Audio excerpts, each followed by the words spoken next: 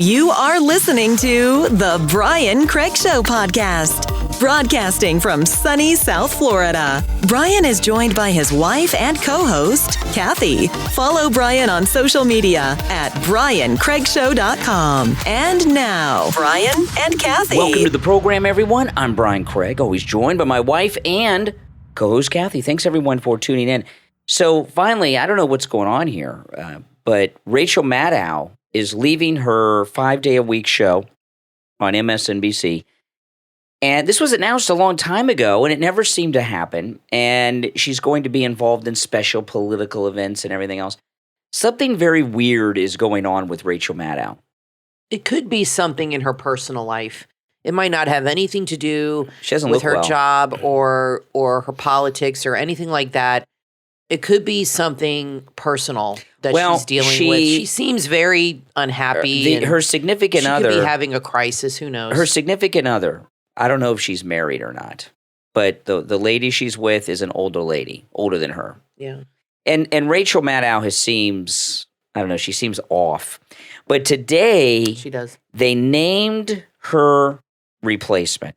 They named the replacement for Rachel Maddow. It's Alex Wagner, who was on MSNBC a long time ago, and they got rid of her. They canceled her show because it was too opinionated. They wanted to. She was on during the day. I remember her, and they wanted to have more news-oriented things. So they got rid of her because of that. Now they're bringing her back, and let me tell you, this is a very, very bad person.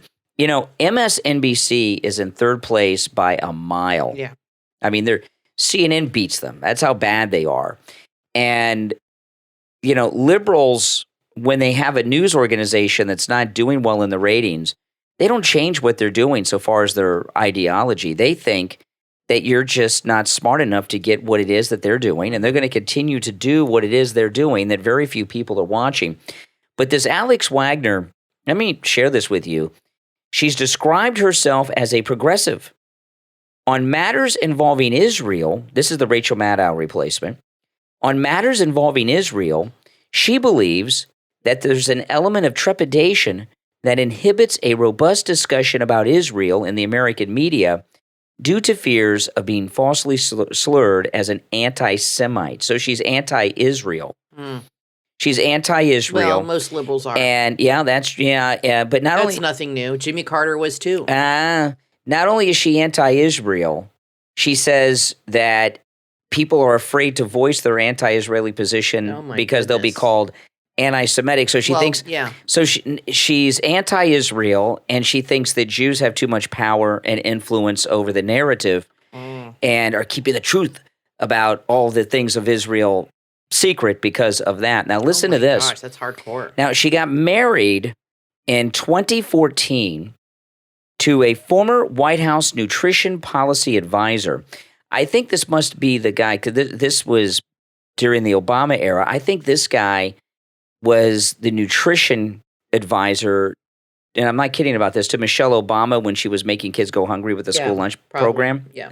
I think that's her husband. So she married a guy who was responsible for making children hungry by reducing the number of calories in the school lunches. Remember that with Michelle Obama? It's pretty obvious Democrats just hate children. Yeah, they do. So they starve them. They want to abort them. They don't want them to have food at school. I mean, it's pretty clear. Yeah. So she married the former White House nutrition policy advisor and assistant chef, Sam Cass, in a ceremony. The wedding was attended by then U.S. President Barack Obama and his family. Yeah.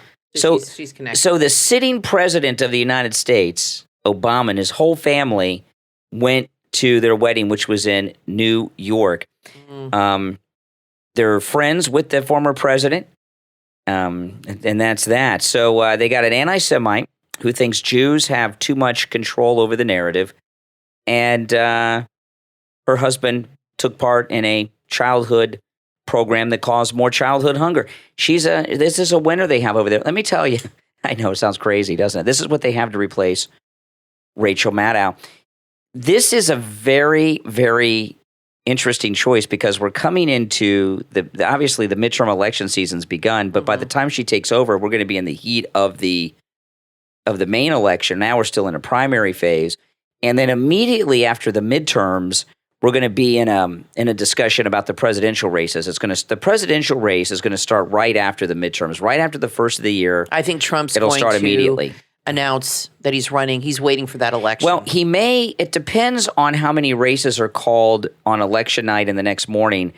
If it's a clear-cut mass wave, he very well could come out that night or the next morning. I think the next day. I've said that all along, that I think he's going to wait until that election, see what the geography is of the House and the Senate, or whatever you want to call it, and take a look and then make the official announcement. Right now it's looking good, but it's smart for him to do that. It's smart for him to wait and see, because I think if it's a Democratic House and Senate, or a lot of rhinos, I think rightfully so, he might be a little reluctant to run, because, his family's been through a lot, but I think he wants to have a more friendly Washington to go into, and that makes sense to me. And he's really been working hard to make that happen. I mean, he's not doing these rallies just to see the people. He's really trying to get these people in to these offices to lay the groundwork for himself. Yeah. I think that's a big part of it. Seems to be that way. Now, over the weekend, I know a lot of you may have seen this already. I made a vlog on my YouTube channel, my final visit to Walt Disney World until they changed their current policies. And I want to talk a little bit about that, because there's some big stuff going on with Disney. And what got me to do that, I woke up on Saturday morning and thought about doing it. And I did a live stream on YouTube Saturday morning, and I wasn't 100% sure I was going to do it, but I was thinking about it. I didn't mention it in the live stream. And after the live stream, I told Kathy, I said, I got this idea. I think I'm going to go to Walt Disney World today and say goodbye. And what had happened was, when the Roe v. Wade decision was announced Friday by the Supreme Court, Disney executives almost immediately came out and said that they will pay the transportation costs for any employees that need to go somewhere else to have an abortion. And this, I know a lot of companies have done this, but Disney's been very woke, doing some hardcore things lately. And some of the things I've been able to overlook, but this one's too much. And what this means is that if you go to Walt Disney World and you spend money there, you're funding abortions. And that was just too much. And I went there, I made a vlog about it. I rode some of my favorite rides. And I'll tell you, I went there, I left the house Saturday morning around 10:30. So I got to the park around, about 1:30 in the afternoon, 1:30 in the afternoon. At the height of the crowd time. Yeah, so I'm there on Saturday, which is the busiest day of the week. It is the summer. The busiest time of day. And the busiest time of the day on Saturday, and the park was not that busy. No, I saw your video. It's about half full of what it normally would be. I was a little surprised when I got to the park. The parking lot of Walt Disney World is 1 mile away from the park, the Magic Kingdom, 1 mile away, and you got to get there by monorail or boat. Ridiculous. And I could not believe how few people were on the transportation heading into the park, and there weren't that many people leaving. And I was like, wow, this is strange. And another thing about it is they have a reservation system at Walt Disney World. You just can't show up at the park and get in. And, I'm an annual pass holder. I will not be renewing my pass. It's already paid for, and it's good for the rest of the year. You can't cancel it once you have one. No, you can't only cancel it. Only until you renew. You can only choose not to renew it. Right. So I'm not going to renew it, but it's good for the rest of the year, but it's paid for it. I'm stuck with it. But you just can't, even though I have a pass, or if you say, well, I'm just going to go and buy a ticket, you cannot do that. You've got to make a reservation for the park online before you go. And that started during COVID, and they kept it. Yeah, and Magic Kingdom, which is, for those who don't know, that's the park with the castle. It is, in the past, been very difficult to get reservations for the Magic Kingdom on Saturdays. Yeah. I haven't been in many, many months, and it's because the reservation, and to get a reservation, I got a reservation for the Magic Kingdom on Saturday in the morning is unheard of. That's how few people were actually going to the park. And I think a lot of people are tired of this wokeness. And that and other things. Yeah. Well, what I said in the video is I'm not going to go back. They've done a lot of liberal things. I get it. But this abortion tourism is just too much. I can't do that. So I said in the video that I'm not going to go back until they have some type of change in these policies. And I know a lot of people think, oh, no, they've dug in and they've got these radical activists running the company. Let me tell you something. Twitter is run by people that are not only radical liberals, they are more radicalized than the Disney people and most other liberals. And they have the board of directors and executives at Twitter not only are radical in their liberalism, they are arrogant. They think that they're like the gods on Mount Olympus. Mm-hmm. And Elon Musk has come in, and Twitter already has lost a lot of its power so far as the media narrative. I should say a lot of their power. How often do you hear in the media Twitter driving news stories since Elon Musk? So yeah, the reason that this has happened, and the board voted at Twitter unanimously for Elon Musk to the okay to buy Twitter, this is not their private business. They have an obligation to the shareholders. These are public companies. So I think Disney, at some point, they're taking a lot of financial hits. For the park to not be crowded on Saturday during the summer, this new Buzz Lightyear movie that they had come out was a financial disaster. Yep. There will be some accountability because it's a public company and they have a responsibility to the shareholders, which will trump the wokeness. There'll be a lot of resistance to it. The thing is, I don't understand. Netflix did a turnaround. I agree, and I hope you're right. And I don't understand why Disney made this announcement right after that they would pay for traveling for abortions. Disney's in California and Florida. Abortions are still legal in both of these states. I don't understand why they would need to release this press release now. Yeah. That's where the Disney employees are, is California and Florida in this country. Abortion is still legal in these two states. So why even make that announcement? Why be divisive? To me, that's pandering. It's pandering to the company. It's pandering to the woke liberals, because there's no need to announce something like that at this point until if and when it becomes illegal. Obviously, in California, that's never going to happen. But in Florida, it could happen. But it hasn't. It hasn't. You have up to 15 weeks. Now, it could, but it hasn't. So to me, making that kind of announcement when your company is located in states where abortion is allowed still is just gratuitous. And it's just like just pandering and like, oh, we're such heroes. You know what it is? You see what's going on around the country. There's a church that was firebombed. It's in the news right now. Catholic Church. Down, yeah, in America. Crazy. I mean, that's just nuts. Liberals, these people you see in the street since the Roe v. Wade decision, liberals are bullies, and they have spent the last, I would say since the Vietnam era, they've spent the last 50 plus years bullying the entire country to go their way.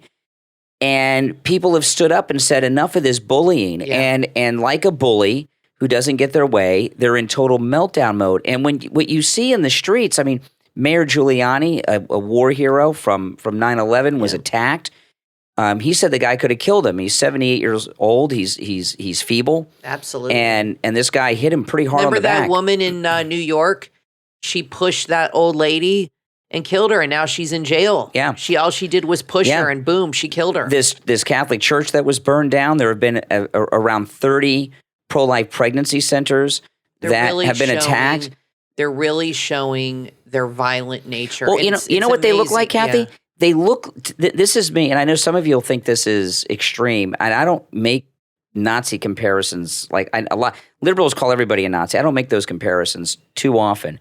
But the way they're behaving in this country, the attacks, the vandalism, the burning, the vandalism, they're acting like the young Nazis were when the Nazis were coming to power. They're acting in Germany. They're taking to the streets and getting violent against those that disagree with them. Right. They're acting like a bunch of 3-year-olds that aren't getting their way, that are having a temper tantrum. And again, we have to deal with another summer of violence, intimidation, burning down buildings, and terrorism from these people. But they don't do anything about it. Instead, they go after parents at school board meetings.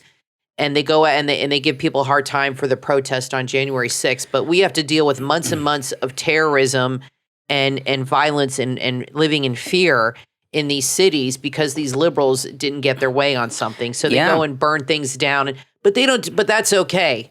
But protesting at DC is not okay for one day. And, I'll tell you something. Where nothing was destroyed, by the way. I've been watching these pundits on television over the last few days, and they've got their analysis is just so off. The way that these leftists are behaving, see, this is what's happened. Yeah. They've turned a lot of people that were pro-life Democrats against them.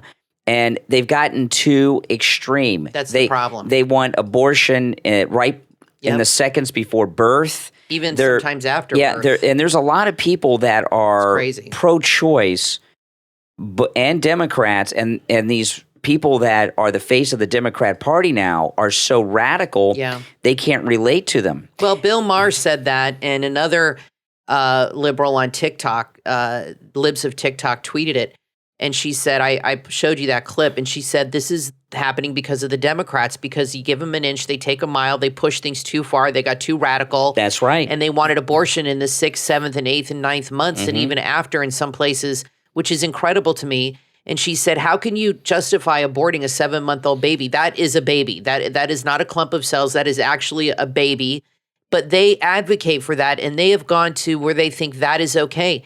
If they would have left it where they had limits and where there was a time limit and where it was safe and rare, what they used to do. Because now it's gone from having abortion as a choice to actually advocating for abortion and making it where it's like nothing, like you're going to go stop off and get an abortion on the way home from the grocery store. It's like nothing. It's become a form of birth control. And I don't know how the left was able to convince women that aborting an 8-month-old baby is normal, or these leaders, these politicians. The Democratic Party has been completely radicalized. They're completely out of control, and their views are what is hurting their party. And Bill Maher has said that, and you got to respect the guy. He calls it like it is, and he has been calling them out every week. And he attacks Trump. I get that. He doesn't like Trump. But he has said they are too radical, and this is why they're losing and going to lose in the elections, because they they don't know how to pull it back. And I don't know if there's any way to come back from that, Brian. No, I feel like they've handed over the party to these radicals, and they're not backing down. That's a good thing, because we're winning. And then the Democrats took another big loss today in the Supreme Court. Let me read this. This is in the Daily Mail. Yeah, this was good. The Supreme Court, Monday, that's today, ruled in favor of a former Washington high school football coach who was put on leave for praying at the 50-yard line after the team's games. In a 6-3 ruling, the Supreme Court sided with the former coach, Joseph Kennedy, who was put on leave when the school said that his prayers violated the separation of church and state. Oh, my gosh. There is no new separation of church and state in the U.S. Constitution. The state shall establish, no religion, meaning that the government, because remember we were breaking free from England, and they had the kings the Church of England. The kings you didn't would have tell freedom of religion. You had a religion of the country, like Protestantism. Well, you had to be part of the Church of England. Exactly. And they wanted to weren't, they would literally burn you at the stake. And what they were saying, the founders, was that you can't have a church of the United States. There's no separation of church and state. Exactly. That's what it's meant to be. Coach Kennedy, who served in the United States Marine Corps for 20 years, said the school district infringed on his religious freedom. That's right. By refusing to let him continue praying at the midfield after games following an incident where students joined him in the prayer in September 2015. The district claimed to have received a slew of complaints and threats for his prayers. Why did they take on this fight and target this guy? We have a right to worship. It's our constitutional right. And like he said, they infringed on his right to do that, which we are constitutionally given that right. And that was a good way to fight it.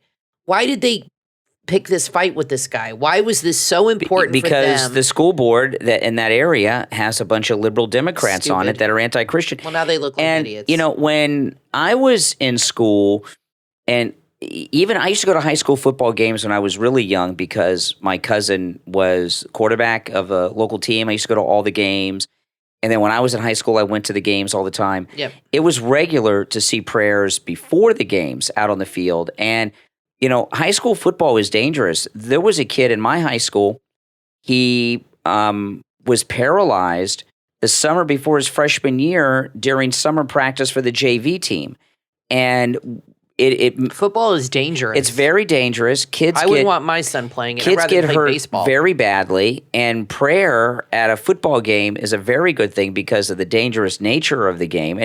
And actually, the Friday Night Lights, like the movie. And they always pray for people to be safe and not get hurt. And in the high school football Friday Night Lights America that we're in, prayer is part of high school football, and it always has been since I've been alive.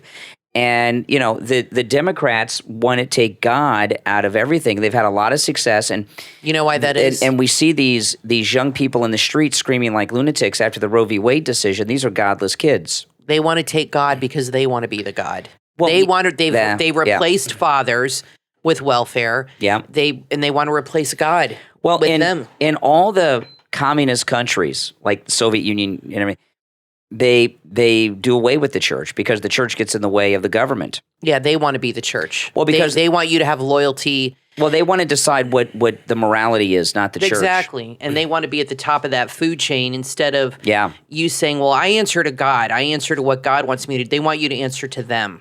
They want to become your God. It kind of, some people may get upset with this, but it kind of started that with Henry VIII when he threw the Catholic Church out and took over the church in England and started his own church because he understood. But if you control he wanted to have divorces, but also if you control the religion, you control the people more, and that's why those people left that country. And they took prayer out of school. I remember praying not just at football games, but there were religious things in school. And I know some of you guys remember that during school hours. There was none of this business of having to wait till the bell rang at the end of the day to do prayers, and they've been very successful with that. And we're seeing the result of it in the younger people that are in the streets attacking pro-life pregnancy centers. And it's not only that they've taken God out of so much of our public lives and schools and everything. They've taken morality out, and they have no morals. They are just the Democrat activists are just a wild, out of control anarchist mob. They're animals. They really are. They have no, like you said, no sense of morality. The TikTok is their god. They want to be on TikTok. They want to get likes. They want to get views. They want to go viral. That's all they care about. It's really sad, and I feel like we've really, didn't do right by a lot of these kids. It's not all of our faults, but a lot of it has to do with social media. But they're very lost. The Democrats themselves, their leaders, the way they behave. I mean, has Biden come out and condemned the assassination attempt on Kavanaugh 2 weeks ago? No. And now in fact, they probably think it's a good thing. They're so ugly. This incident with Nancy Pelosi, let me read this story. A newly elected congresswoman took to Twitter and accused House Speaker Nancy Pelosi of pushing her young daughter during a photo op last week. I saw that. This is Mayra Flores, the conservative Hispanic lady that won that race in Texas, that special election. Why was she getting a picture with Pelosi? Just because it was a special election. She's filling out. Pelosi had to swear in. It was swearing in. Oh, okay, yeah. I am so proud of my strong, beautiful daughter for not allowing this to faze her, she said in a tweet with a video of the incident that took place during her swearing-in ceremony June 21st. She continued to smile and pose for the picture like a queen. The video shows Nancy Pelosi waving to someone off camera when she looks down to Flores' daughter standing next to her and extends her elbow at the same time the child moves to the side. And she elbowed this little girl, Nancy Pelosi, and pushed her during this. And Pelosi is angry because she knows that this new Congressman Flores, she's a Republican. She was born in Mexico, and she is a threat to the whole narrative that the Democrats have out there. She can't help herself. Can you imagine how angry she was. If Trump did something like that, pushed a little kid, which he would never do? I would be appalled. I'd be like, oh my gosh. Remember when he asked for that second scoop of ice cream and had meltdown? I and Pelosi elbowed a little kid. A Spanish, or Latino, whatever she is. She's her mother's from Mexico. She's Mexican. And pushed the child away out of her anger that her mother is a Republican. And Mexican. Yeah, well, that's it. Yeah, Mexican, they can't handle it. Yeah. They cannot handle minorities joining the Republican Party. Now, there was a big story today. This is devastating for the Democrats. Yeah, it is. More than 1 million voters have switched their registration to Republican. Listen to this. This was in the AP. Mm-hmm. The Republican Party is benefiting. Let me go back up to let me read the beginning of the story. Deal. More than 1 million U.S. voters have switched their party affiliation to the GOP over the past 12 months, painting a grim picture for Democrats in the midterms. The GOP has been benefiting most in the suburbs of large and medium cities, where voters who supported Biden in 2020 are struggling with inflation, growing increasingly critical of Democrats on social issues. Roughly 1.7 million Americans changed their party affiliation over the past year. 2/3 of those have gone to the Republicans. 630,000 have gone to the Democrats. I mean, 600,000 switched from Republican to Democrat? I would not necessarily say that. Believe. They could be registered Democratic Socialist and Independents and stuff. Yeah. I wouldn't. No. People don't go from Republican to Democrat unless they get in a car crash. But are these people that switched from Democrat to Republican? Yes. Yeah. But the other way is not true? No. First off, people switch from Democrat to Republican because they grow up and mature. You cannot be a Republican and then wake up one day and become a Democrat. Unless you were a fake Republican who was always a Democrat, it's impossible to go the other way legitimately. There's just no way. Well, it's incredible. And that is a direct result of the radicalism of the left. Even for Democrats, it's making them sick. And the way they act on TV and burning down churches and calling for violence, like I said, it's amazing to me the way they're treating the January 6 people, which was a protest in one day where there was no call to violence as much as they want you to think there was. And every summer we have these liberals running around cities terrorizing everybody, burning down churches, burning down businesses, rioting, looting, vandalizing.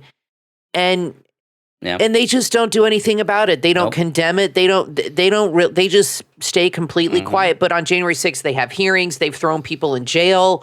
Why don't they throw these jerks in jail? Exactly. Look what they're doing. And then they even had in Arizona, people stormed the Capitol there. In Wisconsin, too. Yeah. Are they going to do the same thing to them? Of course that's a government building. Now, I want to take a moment to thank all of our Patreon supporters for your support of the program. Thank you so much, all of our Patreon supporters. And if you would like to support the program, a great way to do that is to become a Patreon supporter. And all Patreon supporters get commercial-free editions of each and every podcast episode. And we do put exclusive content. Just the other day, we did a podcast episode just for Patreon supporters. No one else gets to hear that. And there's other content that we put up there on the Patreon page from time to time as well. And our top Patreon supporters get a live on-air thank you shout-out on each and every episode. So the names you will hear now are our top Patreon supporters. I want to thank Andrew and Connie, Christine, Gary, ETW, Chuck, D, Pamela, Wesley, Rich, Rick, and Nick. These are our top Patreon supporters. And if you would like to become a Patreon supporter, there is a link in the description of this and every episode to our Patreon page. We're going to take a quick break. When we get back, there's a lot more to talk about. Don't go anywhere. We will be back right after this. If you're looking for the freshest coffee on the internet, look no further than freshkahawa.com. Unlike other coffee shops, they delicately roast the coffee as soon as the order is placed. Then they ship it to you right away. They believe that every coffee enthusiast deserves to taste the finest, freshest, most authentic coffee possible. This is to ensure that you get that freshly roasted taste in every sip of your morning caffeine. They have a large variety of blends like the 6-bean blend, the cowboy blend, the holiday blend, and more. They also offer single-serve coffee capsules, as well as French vanilla, caramel, candy cane, and many more delicious flavors. And enjoy free shipping in the United States. Visit freshkahawa.com. That's QAHWA. freshkahawa.com. And order your fresh coffee today. Everyone has a unique gift, and Mike and Diana, host of the One Life podcast, believe that most people don't know how to use their gifts or what they are. Mike and Diana want you to see things from a different perspective and be true to yourself. The One Life podcast unites the world through art, fashion, music, and film. It inspires, motivates, and creates positive energy, love, and compassion to all communities and creates an equal playing field for all. On the One Life podcast, they cover topics like building relationships, overcoming adversity, habits of healthy people, and much, much more. We only have one life to live. Be yourself and live your truth. Add the One Life podcast to your playlist. That's the number one NE Life. Available on Spotify, Amazon Music, Apple Podcast, and your favorite podcast platform.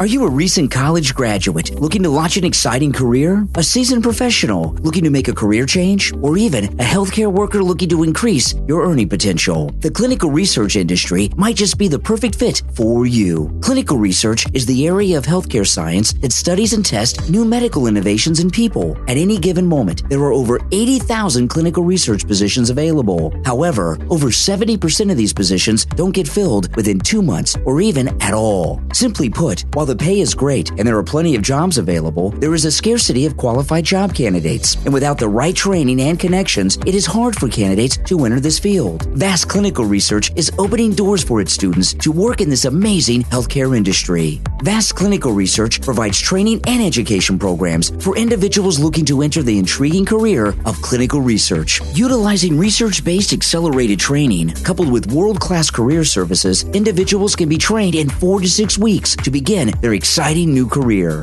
Whether you are ready to get started or looking to get more information, visit the website vastclinicalresearch.com or call 972-503-9388 to speak with a career counselor today.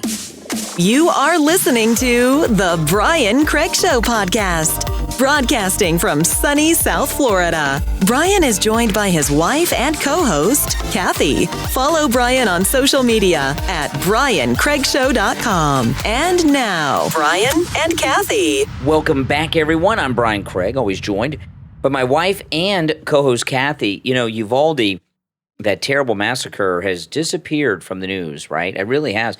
And I've never seen this before. That was a classroom of little tiny babies. I mean, those were little kids. And it's totally been disappeared from the narrative in the media because what's going on there doesn't fit the narrative, right? Listen to this. Now, you guys know the famous mom who from Uvalde who was handcuffed by the police. She talked them out of she talked them into taking the handcuffs off, and then she went in and rescued her own children. And she was very vocal after. Listen to this. A mom who was cuffed by cops at Uvalde before she was able to save her 2 sons from the gunmen at Robb Elementary has claimed that police officers have been harassing her since the massacre. The Texas elementary school shooting on May 24th left 19 children and 2 teachers dead. On the day of the shooting, Angelique Rose Gomez rushed to the school and saved her kids, even though officers tried to stop her. A total of 77 minutes elapsed. See, that's why you don't hear about this, because the 77 minutes is when a lot of things could have been stopped that happened, and they want to blame guns, they want to cover up for these bad cops. A total of 77 minutes elapsed between police arriving at the scene and their confrontation with the gunman. At that time, Angelique Rose Gomez rushed to the school and was cuffed outside as she tried to rescue her children. She convinced a Uvalde officer she knew to ask a U.S. Marshal to let her out of the cuffs. As soon as she was free, she ran to the school, saving her kids, all while police were still allowing the shooter to roam around with an assault rifle. The Uvalde School District Police Chief faces criticism over his response. It goes on and on. Since the shooting, this young mother, Gomez, says she's faced harassment from officers. Oh, boy. I know. Is this something? While the family was exercising one evening, a cop parked at the corner, flickering us with his headlights, she told a local Fox affiliate. She separated from her children because of the alleged harassment and is considering filing a lawsuit in the wake of the shooting. Her lawyer, a criminal defense attorney from Corpus Christi, Texas, who is representing around 15 Uvalde parents, said that the chief wasn't fired immediately. There was an indication of corruption or wrongdoing. And it goes on. And I've seen this mother on television. I believe her.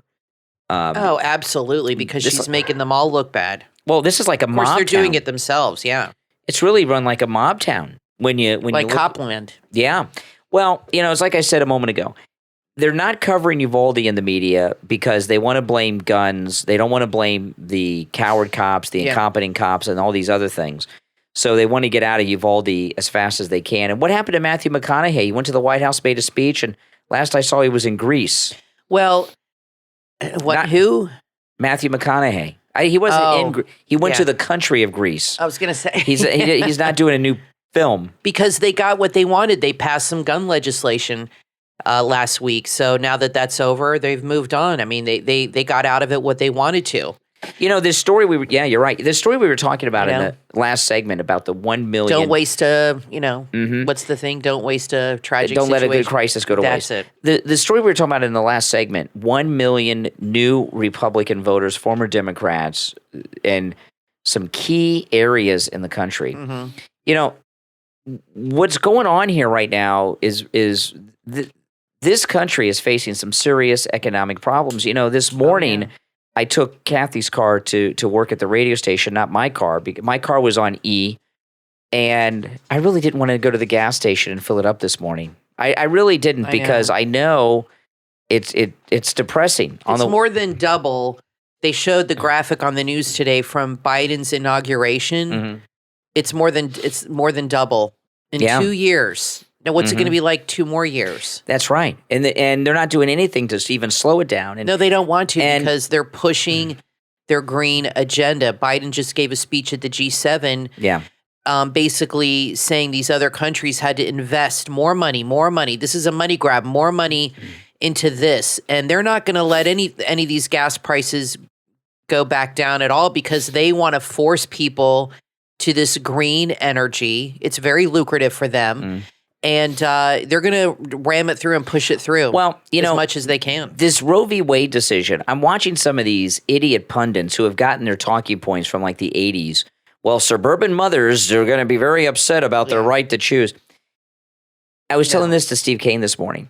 In most American households, the suburban mothers that they're always talking about, women handle the household budget. They pay the household bills. That's exactly right. They do the shopping. They balance the checkbook, even though I know there's really not a book anymore like there used to be. You know what I mean? No one knows and understands how Biden's inflation has made life difficult for Americans more than these suburban women. That's exactly right. I'm watching these people on television and these pundits and these politicians. The way they talk about us are suburban women, black college educated, non-educated white people. Brian, they don't even think of us as people. No, they love to put people into boxes. They just we're all just a little line on a bar graph to these people. Yeah, exactly.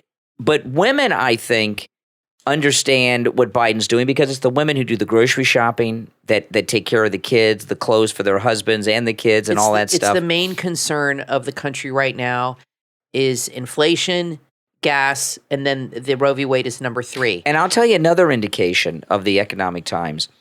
One, when we were talking about earlier at Disney World, Disney World had low crowds because a lot of it's because of the wokeness, but it's also the cost of gasoline.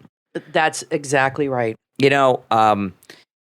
That is the first Walt Disney World. It's about a 3-hour drive from our house, 2.5 to 3 hours, depending on traffic, right? 2.5 to 3 hours. And weather. Yeah. That was the first road trip I've taken in months. I really haven't. I have not. The furthest I've gone from the house in the past several months was maybe 20, 25 miles. I've been doing that on my MAGA scooter. This was the first trip I took that was a long trip in the car. And luckily, Kathy's car gets very good gas mileage. But my little Mini Cooper. But when I filled that car up, I was like, whoa! It took me aback a little bit when I guess you can't take the MAGA scooter to Disney World from our house. You'd probably have to fill it up about 10 times, though. I'd have to fill it up a lot, and I can't take it on the turnpike. Go about 40 miles an hour in that. When I got up there, I didn't fill the car up before I left. I said, well, let me fill it up on the turnpike. I'll run the tank low and get gas on the turnpike. And so I pretty much filled it up. And when I saw that gas pump going up, that the numbers were going up so fast on the gas pump. I was like, maybe I shouldn't have made this trip. I don't think we'll be making any anytime soon. Yeah, and a lot of people are doing that out of necessity. Well, it also affects the airline prices. Plus, airlines have a shortage of pilots. I don't know what that's about, but they're canceling flights left and right. My sister works for an airline. She's a flight attendant, and they've canceled some cities they go to. They've canceled like 800 flights again last weekend because Southwest is having a huge pilot shortage. Yeah, I don't know why they're having a pilot shortage. I don't either. Plus the gas prices on top of it. It's crazy. But the gas prices drive up the price of everything. And there's no action from the Biden regime to fix any of our problems. None. They don't want to. That's why. They don't want to. The summertime is the worst for families that are struggling because the kids are out of school. Yeah. It's more expensive for parents because they have to find some way to cover childcare. The kids need more food at home, which is expensive now. Yeah. So right now, child expenses have gone through the roof. And I'll tell you, we're in the summer now. You know, if you're a parent or a grandparent, I'd start buying get the back to school stuff. I would slowly over the summer buy it because I know, like when I was in school, or our daughter was in school, right before the school year, of course, you want to take your kid out and get them all new school clothes and new shoes and school supplies. Right. And things are so expensive right now. I would do it slowly over the summer, buy a little bit here, a little bit there, not do one huge buy close to the summer because the prices are up on all of these things, and it doesn't look good for the Democrats because of this. I mean, if Biden was out there at least trying to help. He's not. And in fact, they go out there and they actually tell you that everything's fine. I mean, they don't even tell you, we understand, we're sorry, we sympathize, we're going to do this. They come out there and tell you this is the best economy ever. I mean, it's like a slap in the face. Well, when Biden said the other day, I can't believe that Americans would lower gas prices so Putin can take over all of Europe. First off, he's not taking over all of Europe. That's ridiculous. And Americans would rather have the Trump gas prices than Ukraine be independent from Russia. I don't understand how those two go together, how he rationalizes that. And I don't believe because he's wrapped up in Ukraine corruption. That's right. And I don't believe for a second that this thing going on in Russia and Ukraine is the reason the gas prices are high. That's absurd. It's because they won't drill and they won't pump gas here. And that's a problem. Well, and I think Biden likes this problem in Russia because he can use it politically. The reason that Ukraine is foremost in his mind is because he's got all this corrupt Ukrainian business going on. That's for sure. And he has relationships that go back years with corrupt Ukrainian business people and officials. And it's important to him, so he thinks it's important to everyone. People don't care about Ukraine. And I got news for you. If Russia in these many months hasn't gotten further into Ukraine, they're never going to take over Ukraine. It's almost like they don't want to. Now, there's a new scandal came out today with Biden. Listen to this. I think you're clear. A voicemail from Joe Biden to Hunter Biden about a New York Times report on his Chinese business dealings proves he did, Biden, speak to his son about his relationship with a criminal dubbed the spy chief of China. Joe Biden called Hunter Biden in December 2018 saying he wanted to talk to him after reading a New York Times story about Hunter's dealings with the Chinese oil giant CEFC. Files on Hunter's abandoned laptop previously disclosed show that he struck a deal with the Chinese company worth millions. The New York Times in 2018 had a story that pointed out that the chairman had been arrested in China and his lieutenant had been convicted of bribery. Hunter accidentally recorded himself referring to the lieutenant as the spy chief of China. After seeing the story online, Joe called his son and left a voicemail. And this is what Joe said. This is all on the Hunter Biden laptop. I thought the article released online, it's going to be printed tomorrow in the New York Times, was good. I think you're clear, Joe Biden said in the voicemail to Hunter. The message flies in the face of Biden's repeated denials that he ever discussed Hunter's overseas business dealings with his son. Well, we know he's a pathological liar. I mean, the guy just lies. It comes natural to him. We have the most corrupt man who has ever been president of the United States in the White House right now. I mean, there's nothing about Joe Biden that's not corrupt. No, it's nothing. He hasn't one redeeming. No, it is permeated. Quality. He's always been corrupt from the beginning. He went into politics so he could be corrupt because he's just a corrupted person. DC didn't corrupt Joe. He was corrupt before he went there. That's just a way for him to to do his corruption and all this stuff. There's nothing honest that comes out of this man. There's nothing sincere or genuine. Everything's about him enriching himself and his family, and we're just the vehicle for him to do these things. We're just pawns, and I don't understand. Well, a lot of people are switching parties, so maybe they're finally waking up. Yeah. But I don't understand people that like him, that defend him. I really don't. I don't get it, and maybe somebody can explain it to me. No one likes Biden. But I know you have callers that call in the radio in the morning, and you're like, well, what do you like about Biden? What has he done that's good? And they can't tell you. I mean, has anybody been able to tell you something good this man has done for the country? Nothing. Bill Clinton was a creep and a bad guy, and he was corrupt too, when he was president and when he was governor. But he still had some things where he wanted to do. I'm not saying all these things were good, but like, for example, just as an example, he pushed, what are some things he did? Bill Clinton, when he was president, the first. Well, I never got this. I give family leave. Okay, family leave. He pushed for. I know family leave. He may not support family leave. I know it's controversial. He was at least trying to do something that he thought was good for people. Biden, everything he does is an angle for his corruption. Like, for example, we're talking about Ukraine. It's so that they could pass foreign aid for Ukraine, so that the Democrats could pay off their donors and steal from the money. There's nothing he does that is anything but an angle for him to try to make some money on some crooked deal. And there's not one redeeming action. Well, at least with Biden. Clinton, no, there's not. There's nothing redeeming. And at least with Biden, with Clinton, you got the sense that he didn't hate America. That he does love this country, and you did get that sense. And I think he was more driven by his own perversions than anything, and his own, JFK was like a big part of his life. Was how many women can he go to bed with? And every day, you're right. Biden's just purely corrupt. When Biden gets his briefings in the morning every day, all he thinks about is how can he pay off the donors and make money for himself and his family off of this. That's all he thinks about. Yeah.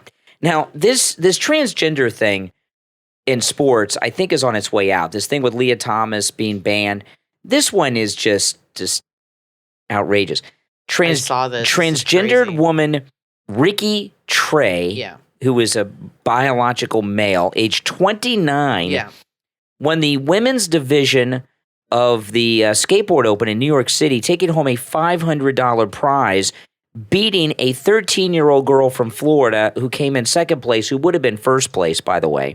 Of the 6 competitors, 4 were under the age of 17, the youngest being 10, and this transgendered biological man who's now a transgendered woman is 29, and you see the picture here. You have to be a complete sociopath to go and compete.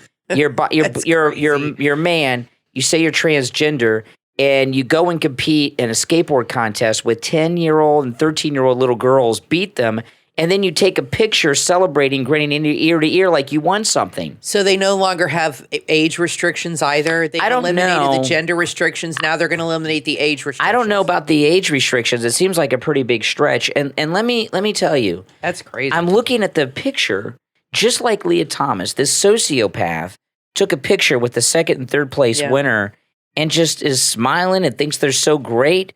And everything. I mean, this is a grown man. Because, Brian, look at this guy, and he's skating against a 10-year-old girl and a 13-year-old little girl. Because Democrats That's the girl he beat. I know. Democrats are selfish. They're self-absorbed. They're incapable of empathy. And that's just how, and they don't like children. That's just how they are. I don't understand how anybody can be a part of that party, especially these days. But, that's who you're dealing with right now. When you see these these sports stories like this, and like this one's. I know it's nuts. This one's even more ridiculous than the Leah Thomas one, which was pretty ridiculous. But this is a 29-year-old against a 10-year-old and 13-year-old girl, and it's laughable. Really. Her parents must be pissed. The 13-year-old. I'm just trying to imagine what it must be like, because the 13 and 10-year-old and the other little kids, their parents are there with them. Okay, so they're at the skate park.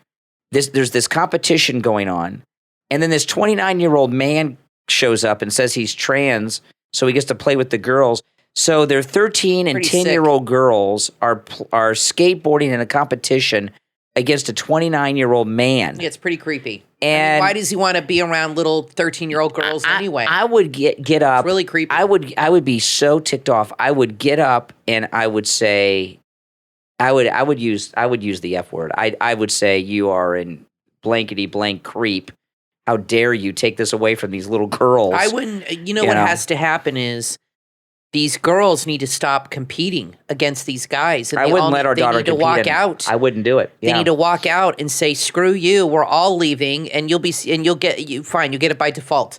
But they have to start standing up for this, or it's not going to. Well, the swimming thing changed, but that was not down by an organization not affiliated with America. It changed with the international, which is a big blow. Because they're not as woke as America is outside of this country. That's a big blow, because that looks like it'll keep Leah Thomas from the women's U.S. Olympic swim team. It should. It's absurd. But they're not so consumed with wokeness. I'm still waiting for them to cancel out Leah Thomas's records over that. I haven't heard any update on it. But this thing here, when I say sociopath, you look this story up online. Yeah, it's crazy. You look at this 29-year-old grinning ear to ear like they won something. And I this just reminds me of that Seinfeld episode when Kramer was in the karate tournament against the 5-year-olds. It's pretty funny. Yeah. Well, he identifies as a 5-year-old. I guess he can, get in the karate tournament with the 5-year-olds. And this is really these girls, because I like skateboarding. I did a little bit of skateboarding, and I have a longboard that I like to do. A longboard is a long skateboard. You don't do tricks and stunts on it. But I had a bad accident about a few years back, so I don't really use it like I used to, because I had a really bad accident, and I guess I'm getting too old for the thing. But these kids that are in these skateboard competitions, they are at the skate parks practicing every day for years, hours a day, every summer, every weekend after school. And I've been to the skate parks, and I've seen these kids doing, and it's amazing to see how hard they work at it, and they're pretty smart too when it comes to it. And then you get this 29-year-old who comes in, and he's with little kiddies that are like little league pee-wee age. I don't know how that was allowed. And he's competing with them? People are so afraid of offending anybody, or it's New York. Somebody going viral or tweeting something, and then it's written up in the Daily Mail, and the next thing you know, they have a big problem. So they're really trying to, I think a lot of these organizations and companies are just simply trying to avoid a problem, but they're really creating problems. And you're right, I feel bad for these athletes, because this is like they dedicate so much time to a sport to win and to get ahead. And they sacrifice things. They sacrifice time with family, with friends, vacations, and other things so they can practice. And then they do a competition, and boom, it's over because some 29-year-old creep is in there. This 29-year-old, like Leah Thomas, these are cheaters. And I'm looking at the photos of this 29-year-old. I have met people that are transitioning, okay? I've met people that not only are transitioning, have transitioned. Yeah. Leah Thomas and this guy are not transitioning. They get long hair and put on women's clothes. They're not going through the process. I agree. They're just cheaters. They're cheaters. Yeah, I agree. I think so too. And I wonder why nobody has ever, they're afraid, but how come nobody has ever said that to him? Maybe you're just cheating. Maybe you're not really transitioning, because that's what everybody's thinking. Has he had breasts put in? No. Yeah. He hasn't done any bodily changes at all. Nothing permanent. So that to me, Caitlyn Jenner, I think, had the breast implants, whatever. I know it's weird anyway, but But Caitlyn, he's Bruce Jenner didn't do that while Bruce Jenner was an athlete. And he's totally against it too. He's totally against it. He's not out there competing as an athlete anymore. But these people that say they're transgendered when they don't make a lot of physical changes, to me, are a little suspect. You either are or you aren't. They're just cheaters. That's all they are. They're transgendered in name only, I guess. It's much like that C. Thomas Howell movie, Soul Man.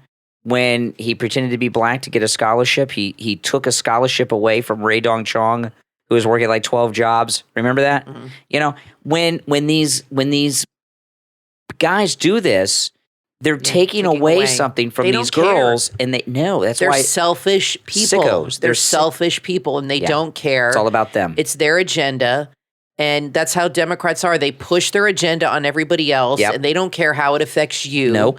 Because what they want matters more than anybody. Mm-hmm. So, but, about this Roe v. Wade thing, because I really haven't said much about it, I'm very excited about it. I'm very happy. And it's amazing. I've been reading many articles over the last few days of abortion clinics that have had to close, have had to cancel appointments. One clinic canceled 70 appointments for this last weekend. That means 70 children will be born. Are going to be born. Yeah. And I've said this before, and I'm serious. I think in 6 to 9 months, you are going to see a lot of women coming forward saying, I'm so glad I was not able to get this abortion and have their baby with them. Because they have really convinced women that a baby is not a human being. There's a picture I put on your Instagram of a woman who's like 9 months pregnant, and she wrote on her belly, not yet a human. That's just insane to me. It's really a matter of geography. Okay. Baby in the stomach, in the womb, okay, is 7 months, 8 months along, 6 months along. You take that baby out, just move it a few inches outside of a body out into the open. All of a sudden it becomes a person. Give me a break. It's a human from conception. That's what I believe. And that's when life begins. And my daughter pointed out how some cultures like Hindu and other cultures in the East start celebrating your birthday on your day of conception, which is true. And that says a lot right there. But here in America, they're actually trying to convince you that you're not a human until you come out of the womb, which is insane to me. That is so radical. It used to be you're considered human when there's a heartbeat.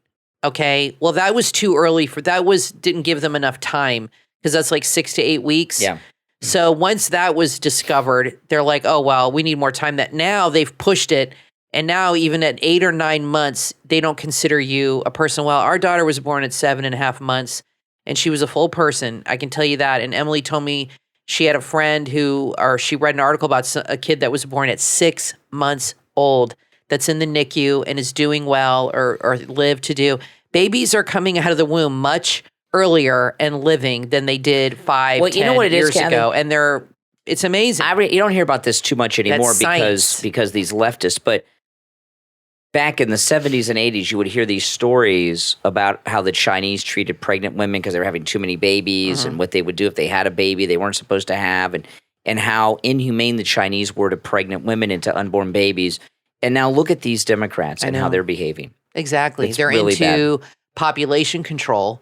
I'm convinced that Democrats just don't like children. I'm really convinced. I think that some of them like them too much. I think. Well, yeah. But I obviously, but I think a lot of them just don't like them. Excuse me. They see them as a nuisance. They don't want them around. And it's amazing to me, these women that go to these marches with their children promoting abortion. It is incredible to me. They bring their children to these parades and rallies. What are their children going to think when they're older and they see pictures and their mom was there? It just blows my mind how people just are so inhuman. Yeah. Listen, we're going to take our last break. When we come back, I'm reading a story that just disgusted me, which I'll share with you when we get back. No, I can't wait. And you can be disgusted with me. Oh. Yeah. Happy day. Yeah. My name's Brian, always joined by my wife and co-host Kathy. We're going to take a quick break and be right back. Don't go anywhere.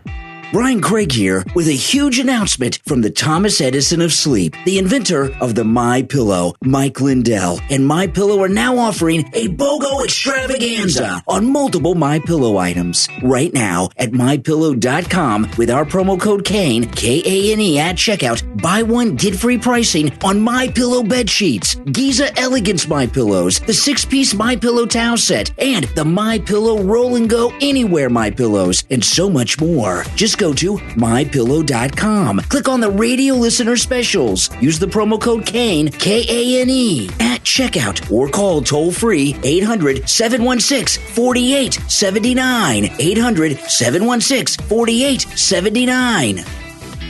Are your pants falling down? There is a solution. Skinny Clip. Belts are bulky, uncomfortable, and expensive. Skinny Clip is an easy-to-use waistband tightener for men and women. It can easily work to tighten a belt on pants that are too loose. Maybe you lost some weight and you don't want to buy a new wardrobe. Maybe someone gave you clothes that you love, but they're a little too big. Skinny Clip can make them fit just right. Skinny Clip is a newly patented invention that holds up oversized pants easily and comfortably. It's easy to use, too. Simply slide your waistband, twist, and hook. That's it. It works great on all types of fabric, skirts, slacks, jeans, and shorts. It's perfect for blue jeans that loosen up during the day. It's affordable and available in multiple colors. Your satisfaction is guaranteed. Skinny Clip, when you're skinny for yourself. Skinny Clip is available on Amazon. Just search Skinny Clip or visit the website skinnyclip.com.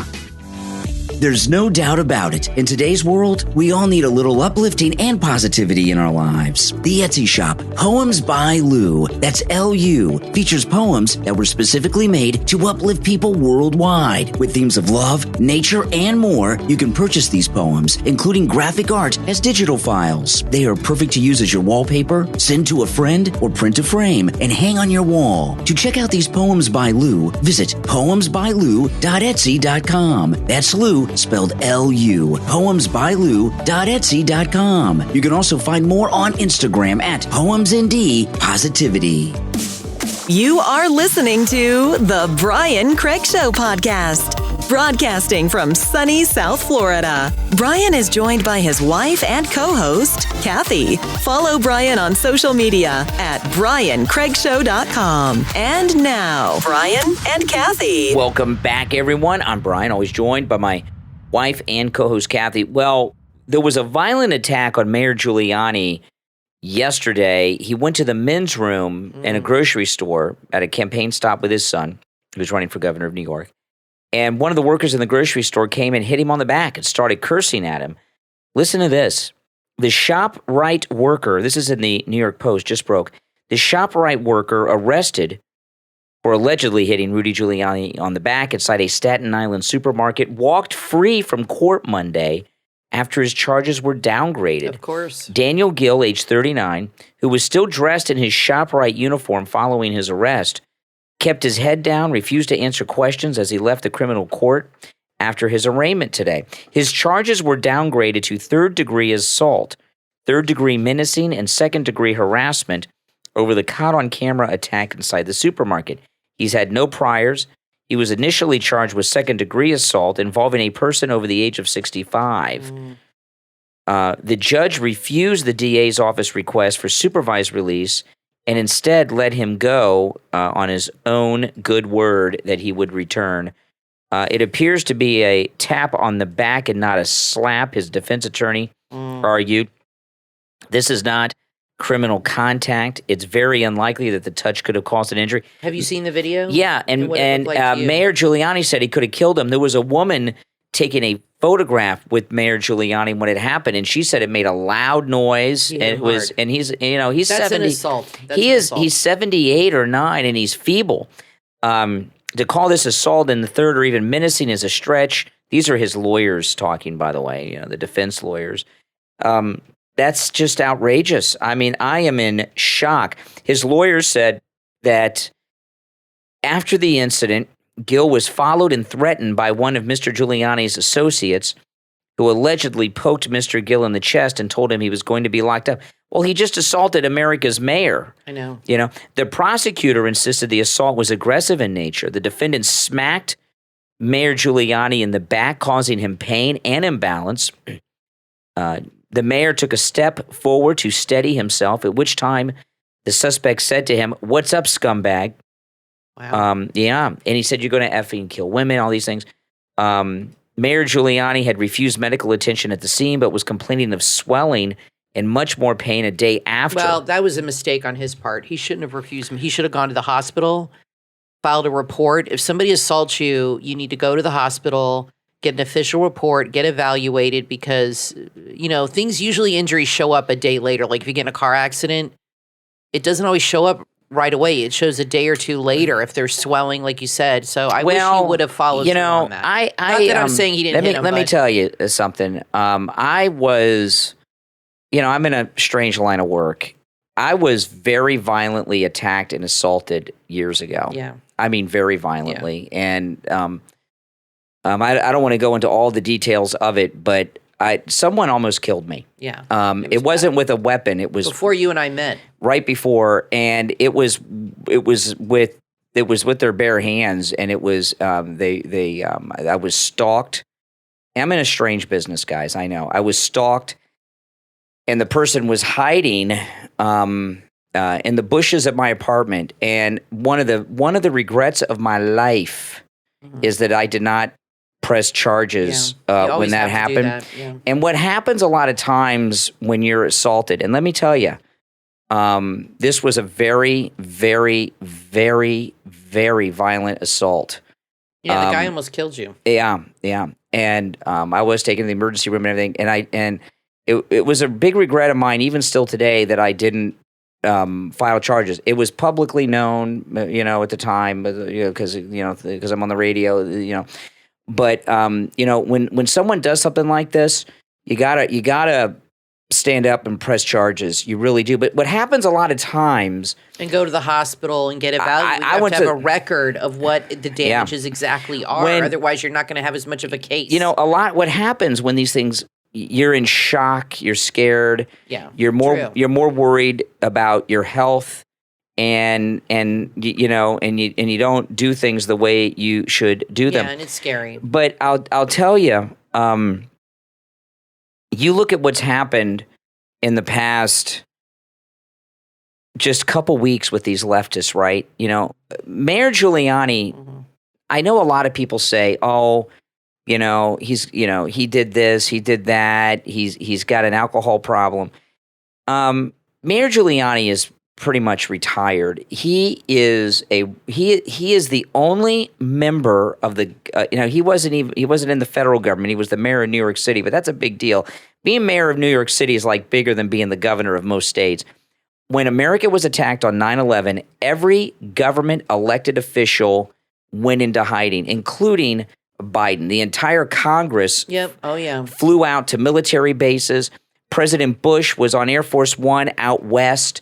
Dick Cheney was in the bunker. Yeah, they all fled. Mayor Giuliani is the only elected official in the United States on 9/11 who went to the front lines and took charge. And he is a war hero, and he always will be. And he was called America's mayor after that. Not only that, prior to his heroic leadership on 9/11, prior to that, he cleaned up the crime situation. The crime situation in New York was like it is now. And he came in and cleaned up New York City in ways that I don't think people understand. I went to New York City before Giuliani was mayor. I've only been to New York City as a tourist, okay? I know a lot of you may have lived there, but I went to New York City before he was mayor. I was scared. I went to Times Square at night. I was terrified. Yeah. I went to Peru a few years back with a buddy of mine, and I was scared in Peru. I'll never go back to South America. It was scary, right? I was more scared in Times Square than I was in Peru. Yeah. And then I went back. It's back to being that way again. And then I went back after Mayor Giuliani cleaned it up, and I couldn't believe Times Square was like Disney World. Oh, yeah. I went there when Emily was 7 or 8. We went there with my parents, and I felt totally safe. Not anymore, though. And growing up, I was always afraid of New York City. I felt totally safe walking around there. It was amazing. And now, very unsafe. Yeah. Very unsafe. Democratic leaders. And Mayor Giuliani got rid of the crime and fixed it up. He is a great man. He was a great mayor. And a lot of you probably don't remember this because this is kind of a forgotten thing about Giuliani. When he was mayor of New York, the United Nations, which is an anti-Semitic organization, invited Yasser Arafat, and Giuliani said no, wouldn't let Arafat in New York City. Guys, remember that? It was crazy. So, Mayor Giuliani is a great man. He's a war hero. He should be treated with respect. And this crime against him is a hate crime. It's also elder abuse. And it's also attacking, in my opinion, it's like attacking Audie Murphy, an American war hero. It's something you just don't do. And this guy should have the book thrown at him. Well, young people have no respect for authority or even for themselves. So what do you expect? Well, listen, we're all out of time, but we will be back next time. Thanks, everyone, for tuning in. My name's Brian Craig, always joined by my wife and co-host Kathy. We'll talk to you next time. When it comes to the latest tech, fashion, beauty, home goods, and more, you want what's trendy, and you want a good deal, too. The online shop, TrendyPickToday.com, has all the latest and greatest items on sale at fantastic prices. From PCs to smartphones, Apple Watches, and more, they got it all. Kitchen appliances, baby care, skincare, electronics, fashion for both men and women, fitness items as well. This is your one-stop shop for the trendiest items everyone is talking about. You can get it all at TrendyPickToday.com. Make sure to check out their special offers and big deals. Visit TrendyPickToday.com and start saving today. TrendyPickToday.com.